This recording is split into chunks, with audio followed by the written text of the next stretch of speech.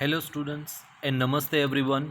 I am Dhaval sir and our today's topic is your standard 8th supplementary reader, that is It So Happened, chapter number 1, How the Camel Got His Hump.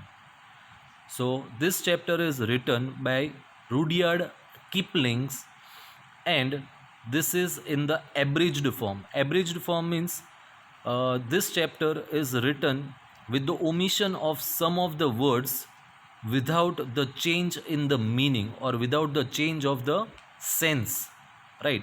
So by omission or by removing of the words, there is no change in the sense of the chapter or the meaning of the chapter, right? So this chapter, that is how the camel got his hump, is a fable. Now fable means what, right? So fable is a kind of a short story which gives us a moral, and it is the story in which the animals or inanimated objects, that means non-living things, right? So this kind of stories which are known as fable have animals or inanimated objects in it with a moral lesson, right, which teaches us a moral.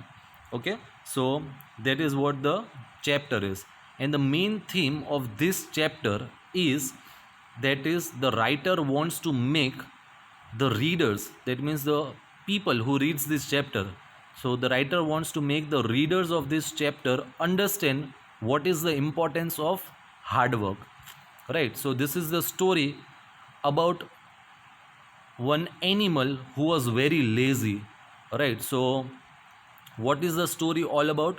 Let us see line by line and word to word. Okay, the world had just begun, so they are talking about the beginning of the world, and the animals were working for humans, right? So we all know that animals from the ancient time are working for the human beings to carry the goods and everything from one place to another.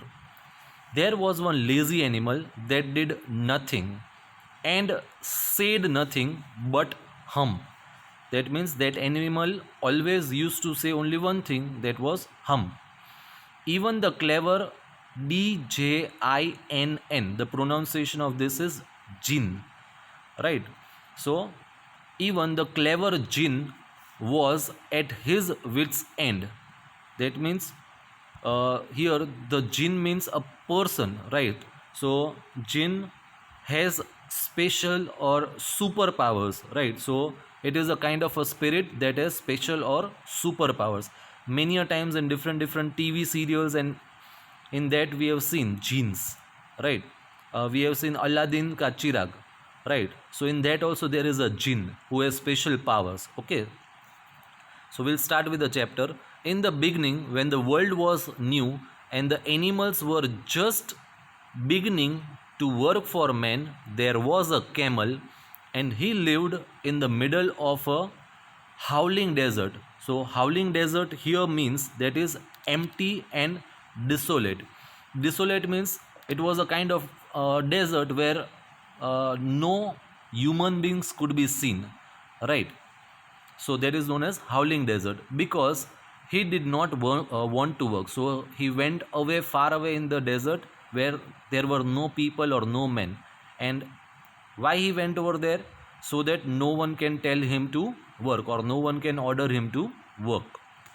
Okay, he ate sticks and thorns and prickles, right, what we call kata. Okay, and when anybody spoke to him, he said hump, just hump and no more. So the camel always used to say only one thing, that was hump. Presently the horse came to him on Monday morning with a saddle on his back. Now what is saddle? Right, it is a kind of leather seat which is usually kept on the back of the animals, that is, for example, horse, to make sitting comfortable, right? So usually when we sit on the horse, we don't sit directly on its back. We sit on a seat, seat, seat, which is made up of leather, and it is known as saddle. Okay, with a saddle on his back, and said, camel, O camel, come out and trot like the rest of us. Now trot means what? To ride, right? So this all animals were riding, they were carrying things. So what the horse is saying, that come out and ride with us, okay, with the rest of us. Hum, said the camel, and the horse went away and told the men. Okay, so the camel did not give any kind of response, it just said hum.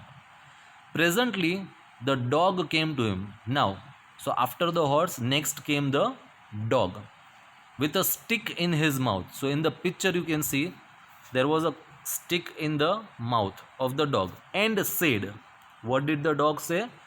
Camel, O camel, come and fetch and carry like the rest of us.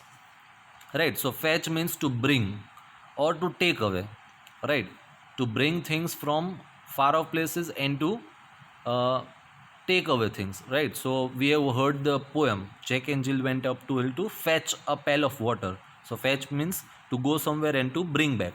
So what the dog is saying, camel, O camel, come and fetch and carry like the rest of us. So ultimately the dog is saying that we are working, we are carrying the things for the men, and you also come with us and help us in the work.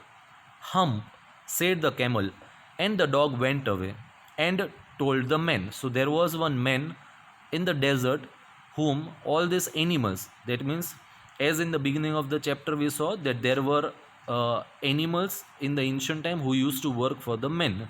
So these animals went to the men and informed that the camel is not ready to do any kind of work and it is just saying hum. Presently the ox came to him. That means now the ox came with the yoke in his neck. Yoke means we have seen in the farms the ox are tied with the wooden stand, right? So that wooden stand, which is usually tied to two different animals together which work in the field, is known as yoke. So with the yoke on his neck, and said, camel, O camel, come and plow like the rest of us. So what work did the ox do? It was plowing the fields. Hum, said the camel, and the ox went away and told the men. Okay. At the end of the day, the men called the horse and the dog and the ox together. So here the pictures are not clear, but you can see one man sitting on the right hand side. There is a dog here, right? Then there is a ox and the horse. Okay, so he called all of them together and said, three, O3 means here the horse, the ox and the dog. I am very sorry for you, the man is saying, but that hump thing in the desert can't work, or he would have been here by now. So as the camel was called for, but he did not come, so the man is saying that I don't think so that the camel is going to do any kind of work, or else it would have come over here by now. So I am going to leave him alone, and you must work double time to make up for it. To make up for it means, so you animals, that is the three of the animals, will have to do the work of even the camel also. That made the three very angry, and they held a panchayat. So here panchayat means a meeting on the edge of the desert, and the camel came chewing cud. So chewing cud means the grass, and laughed at them. Then he said hump and went away again. Right, so now the camel was very happy as all the work was given to the remaining three of the animals and it was left with nothing. So it was laughing at the other animals. Presently there came along the jinn who was in charge of all deserts, rolling in a cloud of dust. Rolling in a cloud of dust means we have seen the entries of the jinn, right? They come with a kind of a smoke and they come like this, rolling with a circular movement, right? So that is known as rolling in the cloud of dust. Okay, so here you can see the jinn is there, and around the jinn there is a dust or the smoke, where in front of it the three animals are sitting. Jinn of all deserts, said the horse, is it right for anyone to be ideal? Ideal means to sit lazily or to relax, right? So jinn was in charge of all the deserts, right? So the horse asks or questions the jinn that is it okay or is it appropriate that if anyone doesn't do any kind of work? Certainly not, said the jinn. What the jinn is saying? No, it is not appropriate. Well, said the horse, there is a thing in the middle of your desert. So ultimately what it is trying to say, that there is an animal who is there in this desert and who is doing nothing, and that animal is with a long neck and long legs, and he hasn't done a stroke of work since Monday morning. He won't trot. That means what the horse is trying to say, that even a single or a bit of work, right, even a small work is not done by that animal. So it is a kind of expression, said the jinn, whistling. That's my camel. What does he say about it? He says, hum, and he won't plow, said the ox. So ultimately, all these animals are complaining to the jinn. Very good, said the jinn. I will hump him if you will kindly wait a minute. So ultimately, what the jinn is trying to say, that I will teach him a lesson. Right? So here the meaning is given. I will hump him means I will deal with him appropriately. I will set him right. That means I will teach him a lesson. Okay? Yes. So further, what is said? We'll go to the next page. The jinn remonstrated with the camel who said hum. Now remonstrated means what? So here you can see the meaning. It is protested or complained. Right. So the jinn complained with the animal, means the jinn complained the camel who always said hum. The camel's beautiful back suddenly grew up, which was the camel's hump. Now it is a kind of a curse given by the jinn. Curse means shrap, right? As the camel didn't do any kind of work, right? It was a kind of punishment for the camel. And what happened? The camel's beautiful back suddenly grew a lump. Lump means a kind of swollen. Whenever we fall down or something happens, there is a kind of swollen, right? So uh, grew a lump which was the camel's hump. We have seen, right, a kind of thing at the back of the camel which is known as hump. The jinn assured the camel his hump would always be a help, not a hindrance. So what the jinn is saying to the camel, that I have given you the hump, but don't worry about it. It will always be helpful to you, and it will not create any kind of hindrance. Hindrance means obstacle or obstruction. Okay. The jinn rolled himself up in his dust cloak. Cloak means looser cloth, means outer looser cloth, right? A cloth which is worn on the outer part of the body and which is loose is known as cloak, and took a walk across the desert and found the camel looking at his own reflection in a pool of water. So you see in the picture, right? The camel is standing and it is looking at the pond in water, okay, at his own reflection. My friend, said the jinn, what's this? I hear of you are doing no work. So what the jinn is saying, that I have heard that you are doing nothing. The jinn sat down with his chin in his hand while the camel looked at his own reflection in the pool of water. So ultimately the jinn was thinking that what should I do to teach him a lesson? You have given the 3 extra work ever, you have given the 3. That means here the horse, dog and the ox. So what the jinn is trying to say, that you are not doing any kind of work. Because of that, the other 3 animals are burdened with extra work since Monday morning, all on account of your idleness. That means you have not done any kind of work, therefore they are overburdened, said the jinn. And he went on thinking with his chin in his hand. Okay, hum, said the camel. So again to the jinn also, the camel is saying only the same thing, that is hum. I shouldn't say that again if I were you, said the jinn. So what the jinn is saying, that if I was in your place, then I should have never use this word again, that is the hum. You might say it once too often. I want you to work. That means he is saying that you should not use this word again and again. And instead of saying hum, you should start working. Okay? And the camel said hum again. But no sooner had he said it than he saw his back that he was so proud of puffing up. Puffing up means first it was a flat back, then immediately a hump developed on the back of the camel and puffing up into a great big hump. Do you see that? Said the jinn. That's your very own hump that you have brought upon your very own self by not working. So ultimately, the jinn is trying to teach camel a lesson, right? By cursing him. So because of the jinn, the camel had a hump, and what the jinn is saying that as you are not working, and because of that this hump has created on your back. Today is Thursday and you have done no work since Monday. When the work began, now you are going to work. Okay, so he is saying that from Monday the work has started. Today it's Thursday. Till date you have not worked. Now you have to work. How can I, said the camel, with this hump on my back?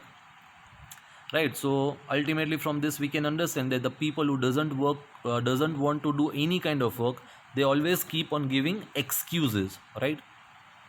That has a purpose, said the jinn. So what the jinn is saying, that you are having a hump on the back of your, means on your backside, and that hump is given to you with a purpose, with some intention, all because you missed those 3 days. That means he is saying that you did not work for the 3 days, and because of that this hump has come on your back, or it has developed on your back.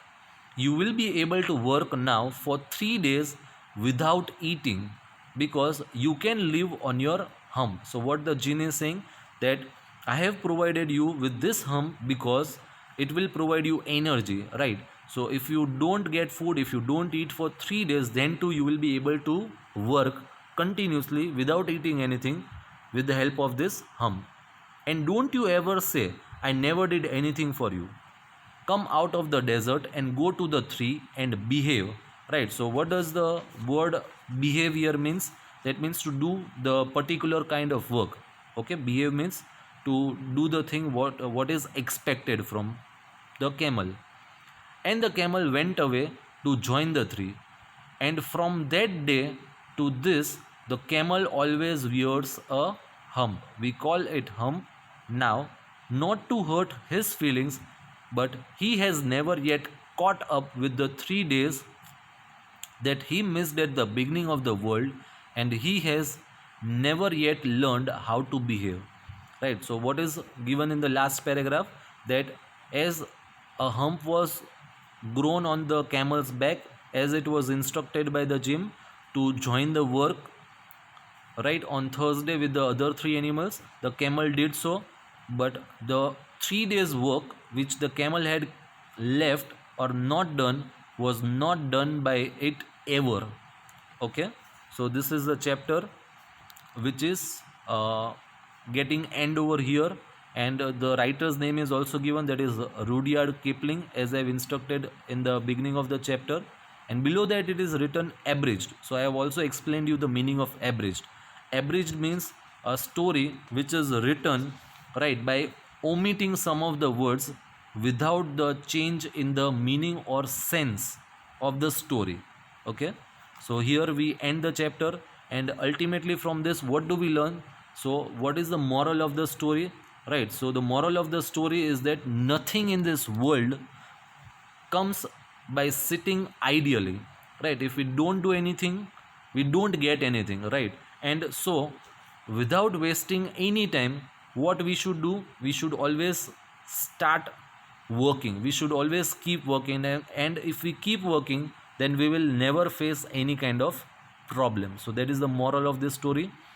I end my lecture over here, and thank you so much everyone for watching my video. And if you like my videos, please subscribe my channel.